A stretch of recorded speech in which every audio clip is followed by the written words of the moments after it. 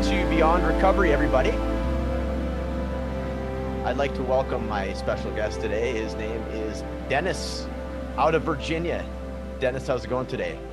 Going great, Matt. Thanks. Yeah, thanks. Nice to meet you. Yeah, like as we mentioned in our little preamble, we've there's been a little bit of a couple rescheduling, so I'm really appreciative that you were able to take the time today. Thank you for coming on the show. Yeah, you're welcome. And I'm excited for the opportunity. I've never done this before, so let's roll with it. I'll do my best. Love it. Super cool. Yeah, I've had a few folks that it's been their first podcast, so very cool. I'm honored that your first podcast is mine. That's super cool. Let's get into your story. I always give folks the opportunity to do the origin story. What was it like with alcohol? Was it, a lot of times it's worked until it didn't, right? Is the old phrase. What did it look like? Was it in your family? Just sort of paint the picture of your origin stories, Dennis, with alcohol, please. Sure. So on the family side, there's definitely something on my father's side, but it wasn't all encompassing like with some families that hit, certain cousins and whatever. But more to my journey, I kind of started nipping bottles early, from my mom's liquor cabinet. Just a shot here and there, mainly just experimenting. That was heck, probably even 12 or 13. But things really got going around age 17. I moved out of living with my mom and was heading to college and living the full college life except for the academic part, really.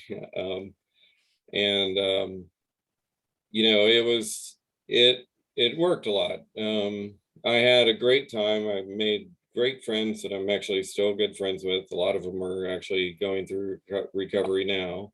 Cool. And some are normies, but all are respectful to me. Yeah, it worked. Looking back on it now, there were definitely some warning signs, but I ignored them at the time. I mean, I was young and indestructible, that late teens and early 20s, mid 20s. I was pretty indestructible. So let me see.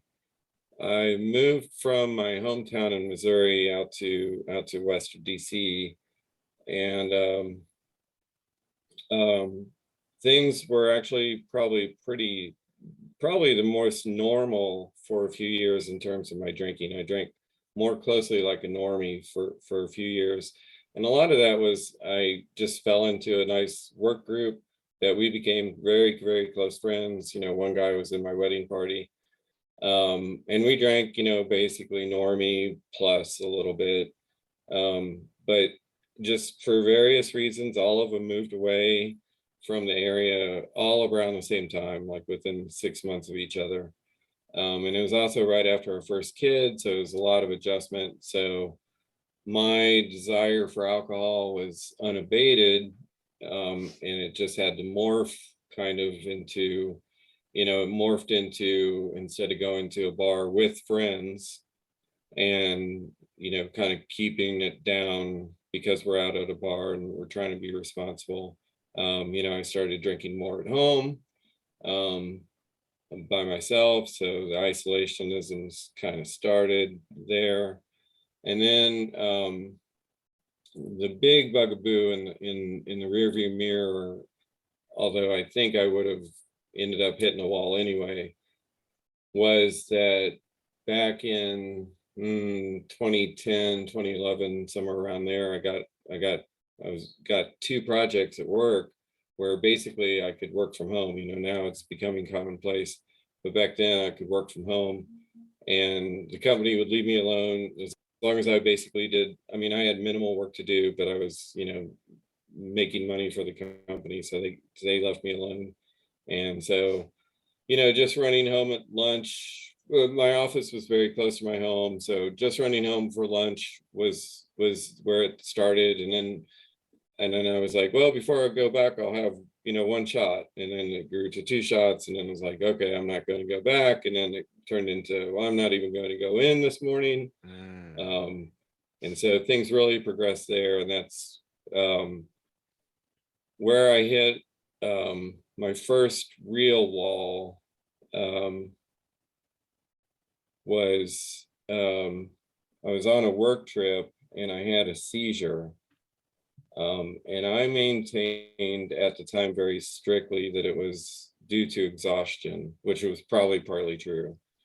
But my wife suspected alcohol also.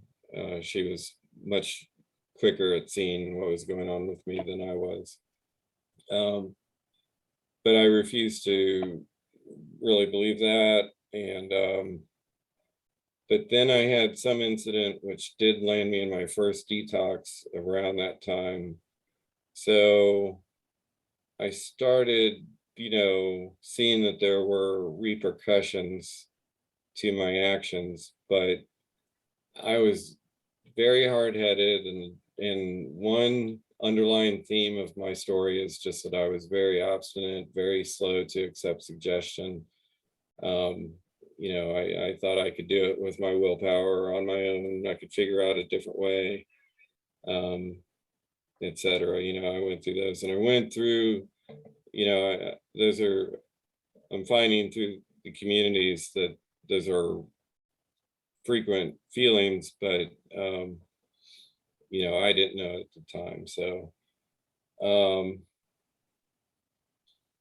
So then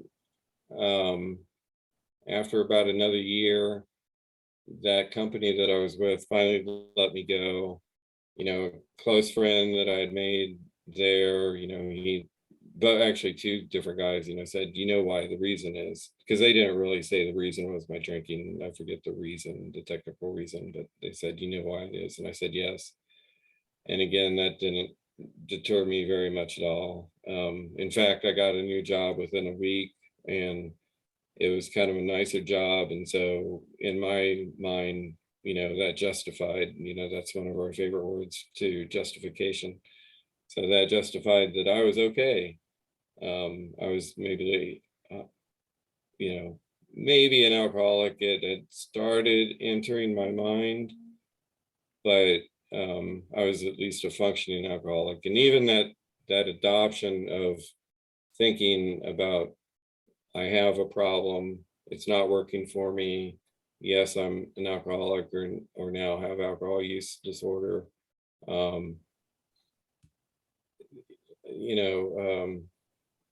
I just, sorry, I lost my train of thought right there. No, that's all good. Yeah, like we can do a little bit of recap there. So like you could, yeah, it's perfect spot to kind of, we'll do a little bit of recap and get back on track. There's a lot of great stuff in there, Dennis. So one thing that stands out to me right away that you mentioned that's that comes up a lot in, like you say, in the communities as well, is the difference between feeling connected and isolated, right? It's like the difference between drinking by yourself, and that's really a big right angle corner to take. And you even mentioned it's part of your story. It's like you had a stint of normalcy, or being a normie, as you mentioned, right. With a community when you're a community of engaged work-life balance, and these folks that you work with. You can go out, and within that connection, in that context, it seemed like you had this ability to moderate, whereas after everybody disperses and you're kind of left to your own devices, that's when things kind of start taking a turn on you. So I felt that very interesting, because that's the first time I've heard that very distinct that distinctive a shift in somebody's story. So found that to be very interesting. And yeah, I'm sure a lot of people can relate, myself included, to the the whole willpower thing, and okay, no, I know best, don't try and steer me, I got it kind of thing, right? So that definitely resonated with me as well. And yeah, just talking about justifications, right? It's amazing what the brain, like the addict brain, or the drinking brain, will justify. And it's just like you say, you're looking in the rear view mirror, looking back on it, it seems almost humorous, right? How just nonsensical it can be. And yet in the moment you're like, oh no, there's some there's some logic to that. And dude, I can 100% relate to the and it's amazing, isn't it, looking back on your story, that you would have been able to bounce back so quickly from a job to find it a better job, right? Mhm. And in a Mhm. sense, that almost supports your argument. You're like, see, it's like the whole Exactly. bulletproof thing. Like, yeah, there's no consequences. So, it's so very interesting stuff.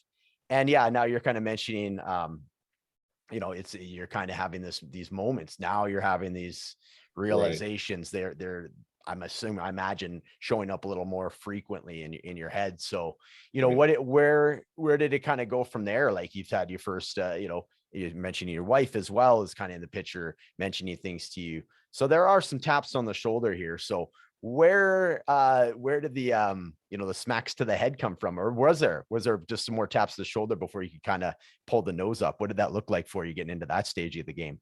There were a number of taps that I should have paid more attention to. My first detox that I mentioned earlier, I thought that that was rehab, not detox. I didn't know the difference between detox and rehab. Oh, okay. So, but I ended up somewhere, right, that I didn't want to be. Hmm. And I ended up there because of my behavior. And so, um, I came out of there thinking that I had done rehab, and the normal first experience with rehab is I went through the program, so I'm cured. Right. Um, Yeah. so that didn't last very long. I started to become a repeat visitor to that same detox. At one point, they thought that I might be close to holding a record of my visits there. That was later Oh, on. Um, they at least got to know me very well. yeah. Not necessarily the record you were looking for, I'm sure. Right. And then actually, so a great story to go along with that. The next thing I was going to mention was then Yeah. I've ended up in my first rehab, and that's a totally different thing. So I definitely recognized that I had a problem. That was the first time that I actually said, I do have a problem. Um, and admitted that, but I don't know that I got very much further than that. In fact, I had a little ego. And a funny story that I like to share is that there was a girl in my AA community. She had gone to the same rehab a few months before I did. I come out of rehab, and a few months later, she went back for a second visit. And so I'm like, oh, the dumb thinking, which I don't do anymore. I really check myself when I do. But back then, I was doing the comparison thing. Ah. And I'm like, oh, I'm going to do it in one, Oh, geez. Yeah. and yeah, almost to the day, a year after I had gone the first time, I was back at the same place the second time. So I was like eating crow, and I finally got to tell her that that I had those feelings of one-upsmanship, Hmm. and only to be set in my place and humbled by having to go back the second time. Um, so the second time was probably not the most beneficial. I think for me, I was just beaten down, and had nowhere to turn. So I knew to turn to that specific rehab. And it was short enough of a time. I went with the same counselor while I was there, and they had the exact same program. And like I said, I was kind of entering a deeper funk than I already had. Hmm. So I that one trip, my second rehab trip, I didn't put as much into the process, Hmm. and came out. And in fact, I think I drank the first day. I think I drank Oh, within a couple hours. I think I wanted one last taste of a Coors beer. And I'm not right. even a Coors beer drinker. I mean, it was really odd, but Yeah. it's so specific that Right. I'm like, out of rehab for the second time, I can handle one beer, Yeah. Right. yeah. Just a Coors. I think before I got home that, that I added on whiskey, I mean, Right. so, you know, Yeah. You move quick. hours out of rehab. Yeah. So that started basically my darkest period, which was most of 2015. Um, I got kicked out of my house by my wife. That was a wake up call. I really tried to do things together, pull things together, but um, I wasn't working with the community as much as I should have been. I mean, I was involved in the AA community, but not reaching out. the calling and that kind of thing. People would call me and I would accept their offer, but I wouldn't call out. And it was just hard for me being alone. And I was beating myself up, and it was just a horrible time. I call it my leaving Las Vegas phase. I mean, I think at one point I had kind of given up and was just going to drink myself to death Wow. in that apartment. So that was my darkest, and I got rescued out of there somehow and went to my third rehab, which was a different place. And that had a wake-up call. I fortunately had a very, very good counselor, and there were enough of good staff around. But compared to the other place I had been, it was way down, not as nice. And the clientele was just a different breed of clientele. But I remember my first call to my wife and just describing what it was and the comparisons to the nicer place that I had been, and said, I don't think I belong here. I think this is, I'll go to a different place, but this place is an S-hole. And she said, well, maybe you need to be in one of those places now. And that to a moment that caught through to me. And then that really, coming out of that, like I said, I had a very good counselor. I was finally able to slow down my thinking, the rapid fire thinking from first impulse to actually picking up the bottle. I was finally able to work through some of that, and just finally start to build on myself rather than, oh, I think I skipped over. I did have an 11th month period that was pure white-knuckling. And that was painful, is almost as painful as drinking. Yeah. Because it was just saying no 1,000 times a day to Jeez. myself. Right. But I came out of that third rehab, definitely not wanting to end up in a situation like that, not in a facility like that again. And I just had more resolve, and I was able to put together a couple of years then, but they were iffy years. So they weren't solid years. I would get 3 months and have a generally small relapse, and another 3 or 4 months or whatever. But then after a couple of years, I lost my job. There were a couple other things that happened in my life, and I didn't have the resources to to sustain, redirect any of the energy, just anything like that. And so I pretty quickly returned back to my drinking, and that was probably one of my most shameful periods of drinking outside of the 2015 leaving Las Vegas, because I held a couple of jobs. I got fired from them, but I was starting to drink at work. I was trying this thing about, like, the main person I was trying to hide my alcoholism from was my wife. So I'd morning drink, right when I left the house, and try to time it so that I could have my last drink around 1 o'clock. And by the time I got home, but she knew what was going on. I found out, it's still in your face that, it wears on you. So then that brings me up to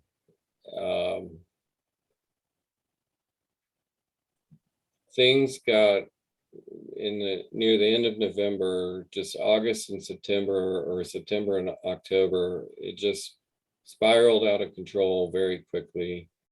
And I don't remember much of those 2 months. And the night of Halloween, we were already eyeing that I needed to go back to rehab. And the night of Halloween, I did something. I did not do anything physical, but I guess I was, appearing like I might do physical harm. I don't remember any of it.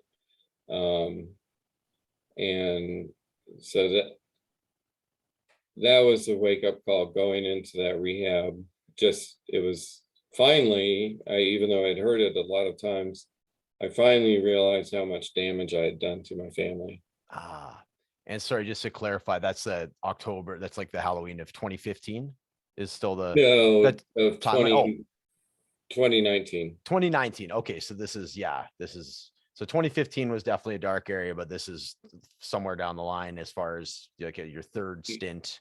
You've done 11 months of the white knuckling and so forth. Okay, sorry, I just wanted to get the timeline correct. Sorry to interrupt you. Yeah.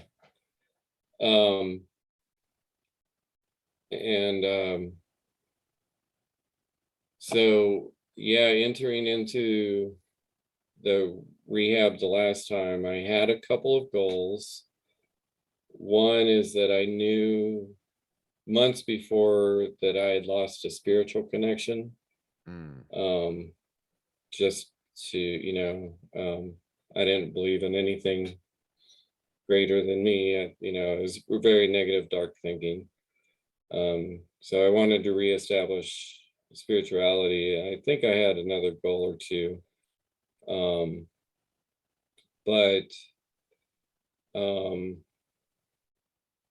So before I go any further, I can go back and talk about more about what I've gone, where I was. Yeah. No, because the next thing is kind of my into the life after, like the current life, right? Yeah, no, that's great. That's great. Thanks for sharing all that. There was a couple, as you could see, I'm scribbling down some notes as we go here. Yeah, absolutely. There's a couple things that I'd really like to talk to you about. First off, the one thing that does show forth, and I've always admired that when I have guests on the show that can do it, is it's like the juxtaposition of such dark subject matter, and there's always humor. It's kind of funny. We are like, it's funny to think that we're sort of chuckling at it. But in hindsight, like, I mean, well, what are you going to do? Right. It's kind of, I mentioned on one of the guests I had recently, it's like this release that you can have when you meet somebody that has got, like in the support groups and AA meetings, for example, and you have this like shameful thing that you almost like whisper out of your mouth because you didn't ever want anybody to hear it. And somebody's like, oh, you think that's bad? That was my Tuesday morning, I was doing that every day, right? Oh, and then it's like this moment of laughter. It turns the shame into like this release of laughter or crying or whatever it may be. Laughter, of course, is often more desirable than the other. But yeah, it's great. I've noticed that about you. It's kind of we're chuckling at a few of the things, right? So it's kind of a fine line between doing the war story thing, which is discouraged, rehabs or sure. And it sounds probably to a lot of people like it's the same thing, because you're talking exactly about like, oh man, I was so messed up, I did this. And it's not from a place of pride anymore. It's from a place of guilt and shame. Yes. And so to be able to convert that into a moment of just, okay, yeah, I'm not alone with this. And there's some levity to that. And there's just the ability to be genuine and come off with that story instead of hiding it, right? There's something about that. So wanted to touch on that.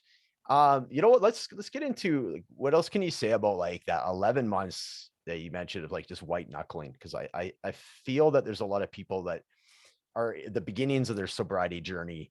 And I know for me, like a lot of the unsuccessful attempts that I had was very much ego-based, white knuckle, to your point, these like thoughts of negation, what I can't have versus, okay, what I am now enjoying because I'm not doing that. You know what I mean? Focusing on the, what you can't have and what kind of effect that has. And then, some folks mention as like being a dry drunk or, terms like that. Let's talk a little bit about that. So let's, I'll just give you some free rein to kind of go into that 11 months and the challenges and maybe some advice for folks that are at that beginning stage that are trying to do it willpower alone. Yeah, I thought that, I finally got it. It's an easy thing. It's just dropping one thing out of my life. And I did a lot of cost benefit analysis. Here's the pros and here's the con. And it always was. I mean, occasionally I wrote it down even, and was only ever one thing in the one column, and that was, you know, the nice buzz or whatever, you know, just some attraction to alcohol. Um, um,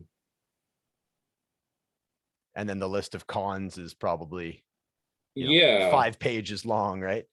well, and so to get through those 11 months, I mean, so I think it was a combination of, like I said earlier, just saying no 1,000 times a day and revisiting that list, you know, probably 100 times a day, Mm. and being resentful, um, you know, being angry. I was probably definitely a dry drunk during that time. And yeah, I mean, it got to a point when I finally broke. It was on vacation, and it was like, I kind of don't care if people find out or not.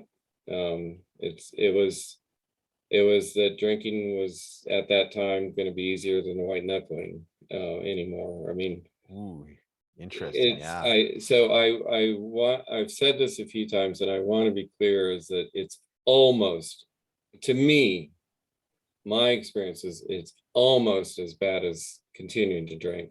Interesting. Yeah. Continuing to drink obviously has the physical tolls, and it's going to make you, so there is a lot. But I mean, the actual day-to-day pain of white knuckling, um, and I wasn't, you know, sharing, even to my wife, even to a few close AA friends. I was going through the motions. I had by that time perfected the AA thing, so I could pull off a meeting, you know, with Ah. inspirational sayings or whatever. Yeah, yeah, okay. Um, but you know, it was torture. Um, yeah, and just basically not relying on anything outside of me. Um, Yeah, yeah. just being a solo job, and talk about isolation, but in a different way. You know, Yeah, I was isolating to my, and I didn't have a therapist, you know, which would right. have been a good outlet, but Man, I it was, sounds exhausting. it Sounds was, absolutely exhausting. Yeah.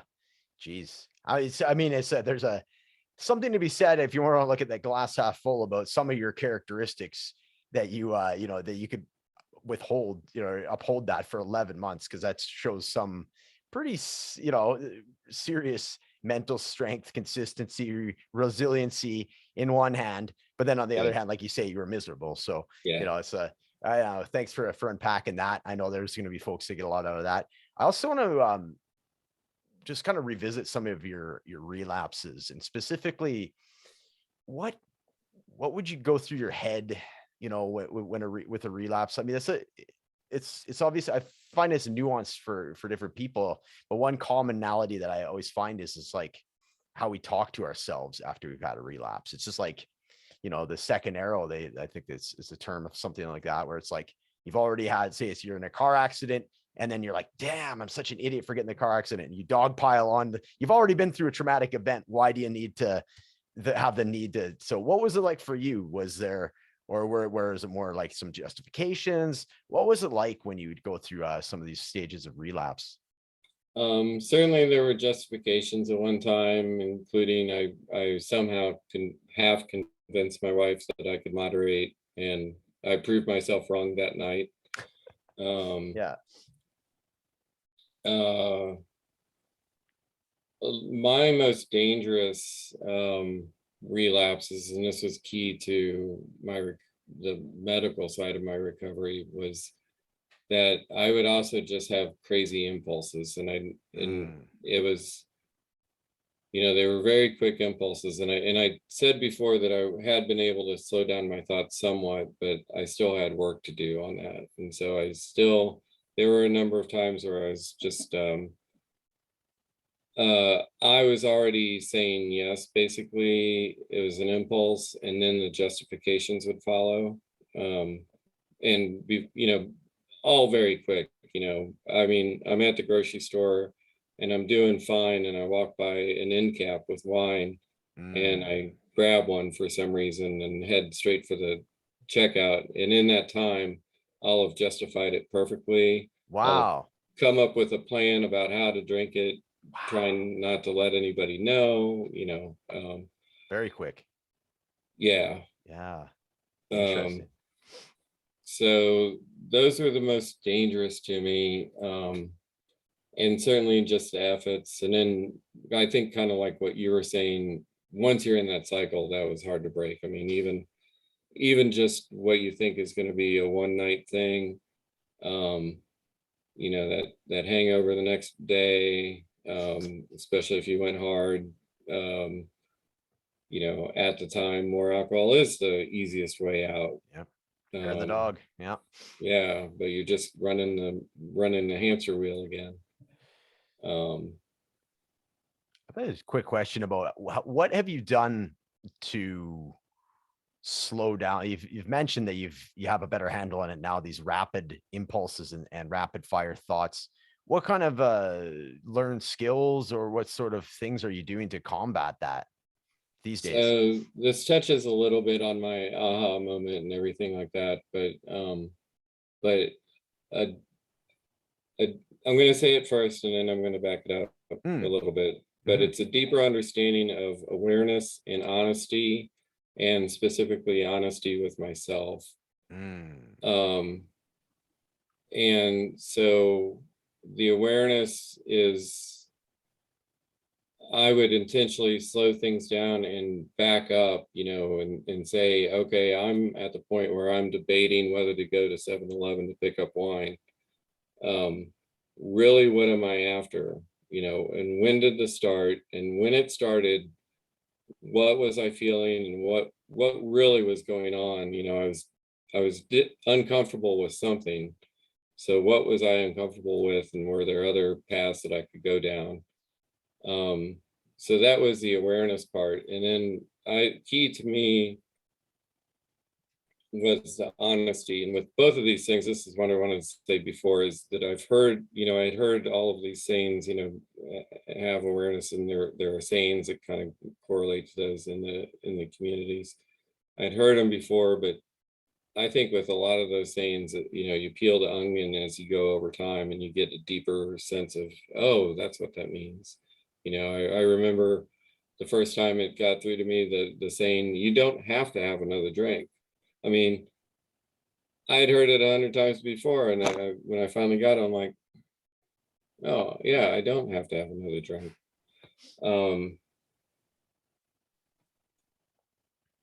So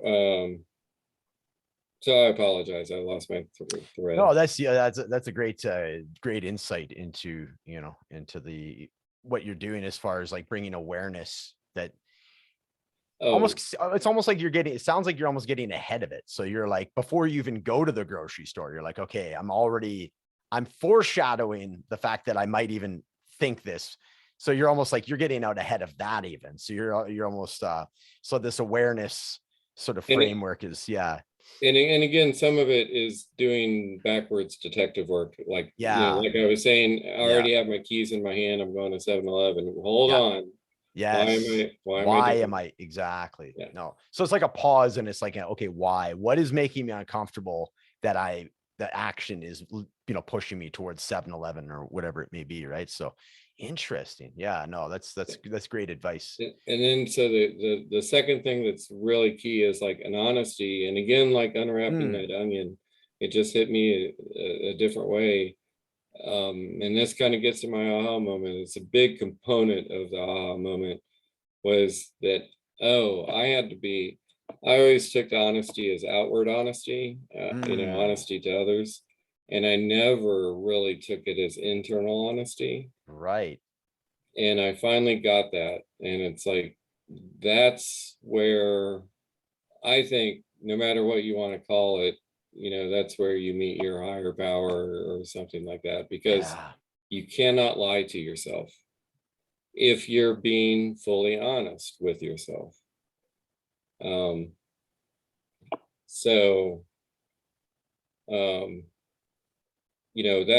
That helps poke holes in the justification. Like, okay, something's going bad. I don't want to make this phone call for something. This is just frustrating.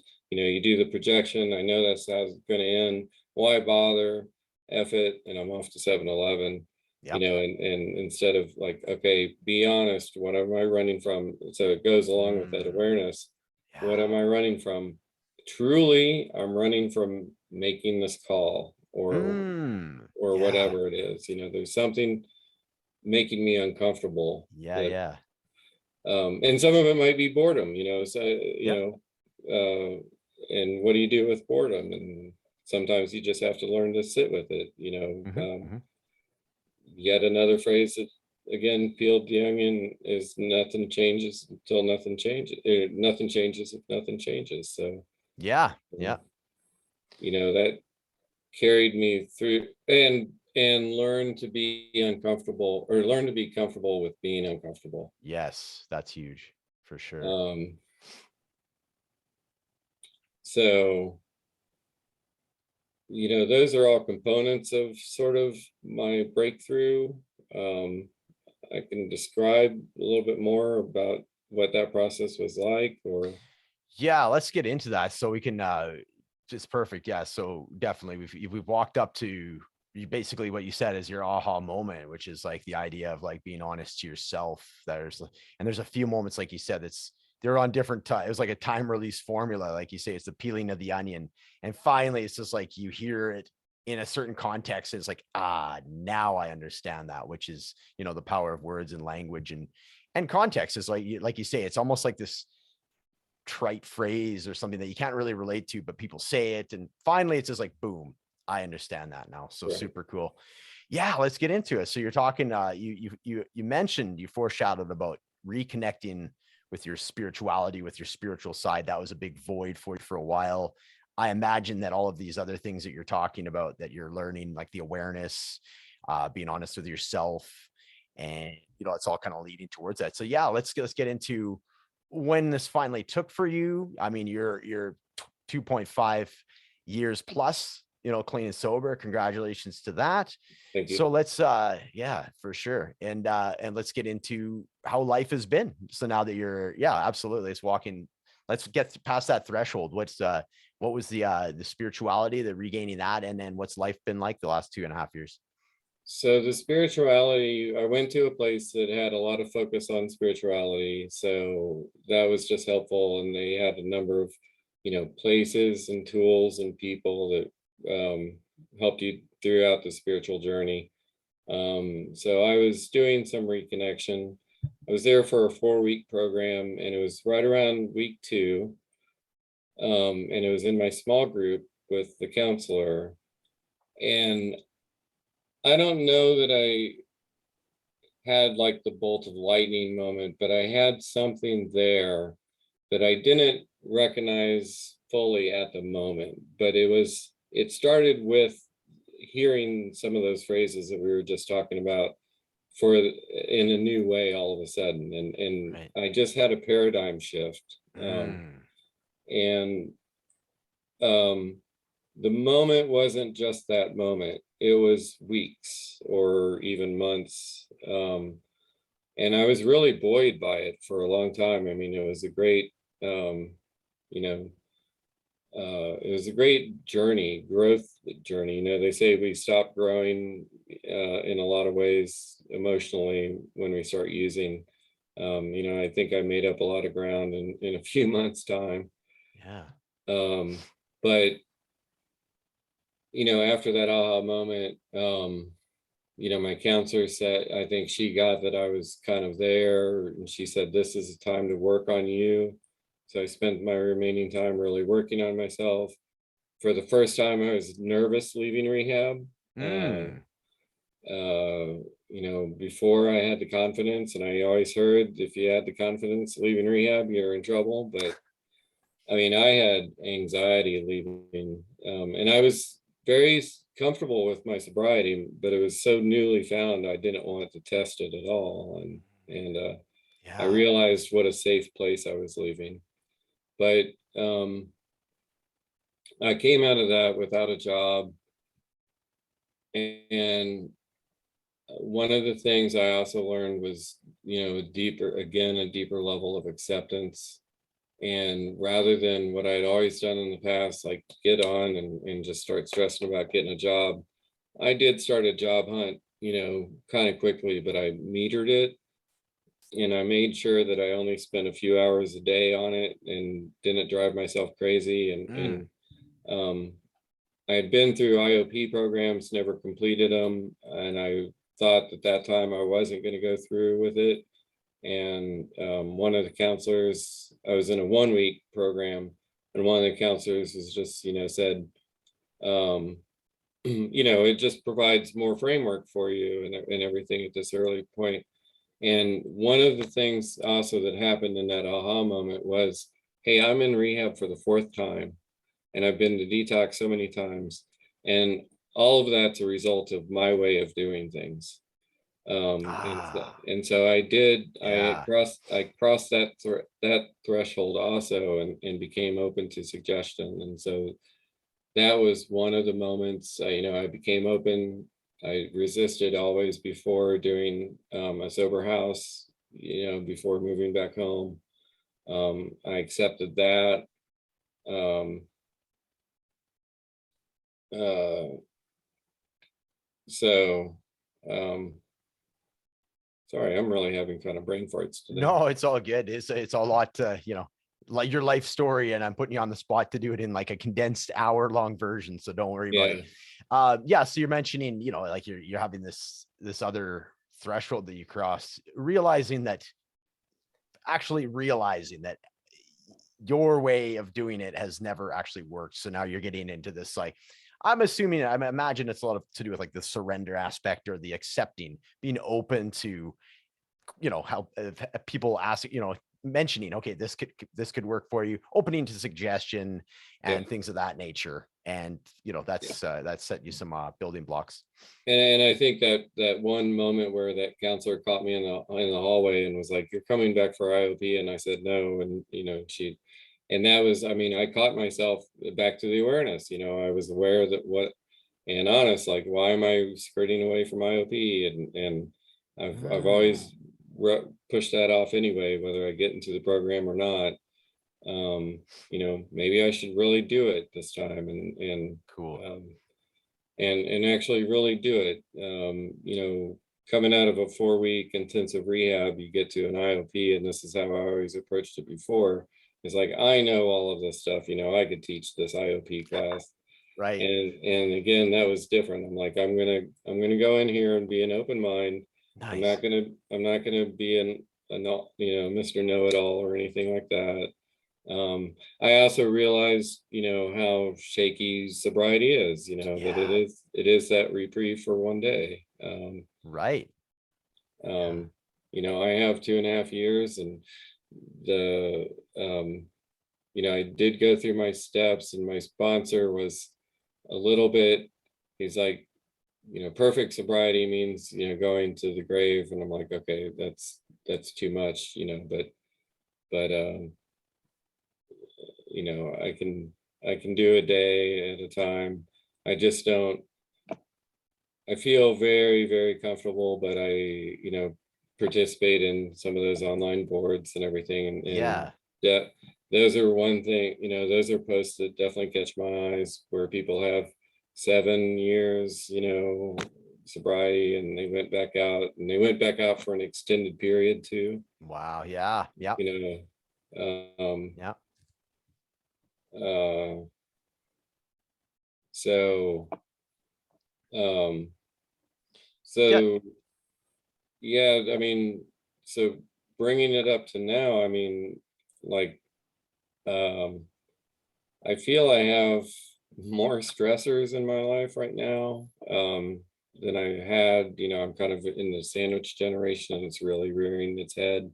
Mm, My mom isn't in the best situation. Um, different things going on. Um, but drinking, it doesn't even cross my mind enough to say that whole thing about it's not going to do anything for me. mm. I somehow, and I don't know how it happened fully, but um, I don't think about drinking. Um, social situations I still approach with some apprehension, partly because I only have had a few thanks to the pandemic. Right. So I'm still feeling those out. And I'll say on one of the biggest tests, which was an out of town party, I had a few moments of really thinking about just having one drink, but I thankfully I played the tape forward, and I did honesty in a different way. Also, I did honesty in like, do I really need to change my situation, or do I need to change my perspective on the situation? And I changed my perspective, and it became great. I became the life of the party for our little group. And I had a real conversation thing to bring up, and of course they were like repeating the same thing and talking loud, but it was kind of fun. And we went to like an after party just down the street at somebody's house, and I have been there. I'm usually the one, but there was somebody who, overdid it and was, passing out and on the verge of throwing up in the backyard and everything. So it was reaffirming to know, to be in that position. But I still am wary about them, about the social. Yeah. And it's interesting you bring up, the pandemic. It's because it takes away a lot of that, the social get-togethers and such. So it sounds like, in a sense though, it's been good because you've been able to sort of practice it intermittently as opposed to just constantly being bombarded with it. So I imagine that's helped you in a sense as well. And it sounds like you are, with the practice, you're kind of playing around with it a little bit. Like you say, you shifted your perspective in real time while you were at the party and completely changed your experience at the party. Mm-hmm. And that only comes with like awareness, having those tools. So, kudos to you for doing that. And that's a great piece of advice to anybody listening, because that comes up a fair bit. A lot of people get anxious, myself included, especially in early sobriety for me, where you're going out to a familiar spot with familiar friends that you are known as a drinker as well. And it's just like, you got to shut that down and kind of deflect and do, it can be awkward. And, then, so great advice on your end there, and kudos to you for being able to do that as well. Thank you. Yeah, it was a major test for me. And it was a very nice feeling coming through that test. Definitely. Waking up the next morning and being able to get on the road, sober, and get back to my house was a great feeling. It's wonderful. It's wonderful. Dennis, thank you so much for coming on the show today. Before we wrap things up, thank you. It was wonderful. Thank you so much for sharing your story and just some tips, advice for folks out there. A lot of great subject matter that we covered today. What would be just one thing that you could say, to folks that might be in early recovery, or just maybe suffered a relapse or something that are getting back into it? What would be something that you could say as just a piece of advice here as we wind things down? I think if you're in that position and you're seeking out resources like this podcast, already you're in the right frame of mind. You realize the problem and that it needs to get solved somehow.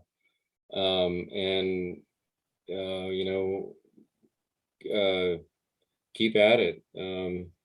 Like I said, I mean, my whole journey from pre-realizing that it was alcohol, but where it was very much alcoholism, to that moment, in 2019, late 2019, I mean, that was the better part of a decade. And it doesn't need to be that long. I know other people, it's taken longer, but keep trying. I mean, I used to hate this phrase, and it sounds trite, but I mean, if I can do it, I mean, the way that I drank, I drank for more than the buzz. Even I drank for ceremony. I drank for, kind of the efforts to the world, and certain people in particular, the drinking, hoping the other person will die from it. And, right. Yeah. So I drank for a lot of reasons, and You know, just to anybody in that spot, just keep with it. And just by the whole fact that you're looking into this is just a great marker. Awesome. Thanks so much, Dennis. You're welcome, Matt. Thank you.